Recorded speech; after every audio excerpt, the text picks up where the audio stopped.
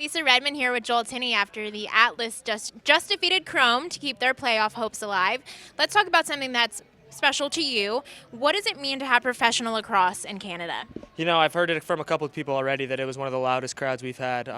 So it means a lot for me. That's Homewood and now in Canada. So it was big to see that crowd turn out. Thank God the rain held off, and it ended up being a really exciting game down to the wire. And that's what these fans want to see. And hopefully we come back next year to play in front of that kind of crowd.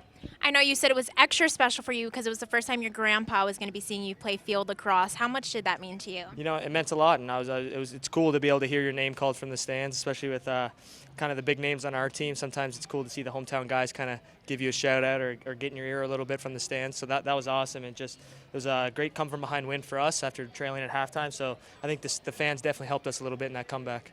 One more game to go to make your final postseason push. What do you guys need to work on? You know, I think we need to work on just keeping mellow heads. Right now, every single game this year, we've given up kind of a 5-goal run or let the other team go. So after 1 or 2 in a row for the other team, we got to get one ourselves and kind of stop that roll. And this is a team that we're playing that likes to get rolling. So if we're able to stop them, then I think we can keep this thing going. Thank you, Joel. No problem. Thank you. Here with face-off man Trevor Baptiste, who had a goal for himself. How good did that feel to be able to contribute to this team in such a do-or-die game? Oh, it felt great. You know, I think at the end there we all just came together and started really working together, started gelling. Happy that I was able to put one on the scoreboard in that retrospect, but I think all over the field, offensively, defensively, transition, we're all moving together, which that was something that I think we struggled with a little bit in the past, and we're still in it. You know, we're still in it. It's exciting, and we just got to take care of business next week. This was a high-stakes game. How were you able to put emotions aside and just focus on winning one? I mean, obviously, I think we all knew it was huge. You know, we all knew it was on the line. I think a lot of us have been in this situation before, you know, and we've seen both sides of it coming up on the winning side of things and coming up on the losing side of things.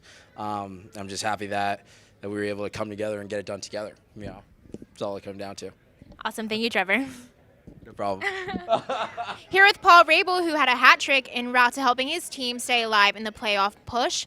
Paul, knowing that this was a do-or-die game, how were you able to put emotions aside and just focus on getting a W?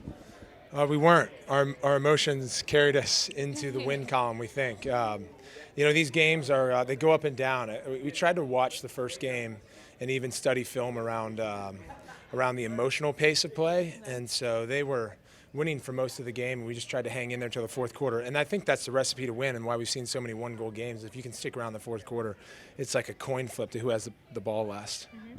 Trevor Baptiste was huge for you guys this game, had a goal himself. How much did he impact this win?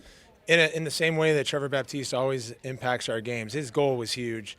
I've got Connor Farrell's shirt because he did such a good job against Trevor, and he's out there signing autographs longer than anyone else. But Trevor's he's been our consummate leader on the field all season long. So it's good to get a win and reward that type of play.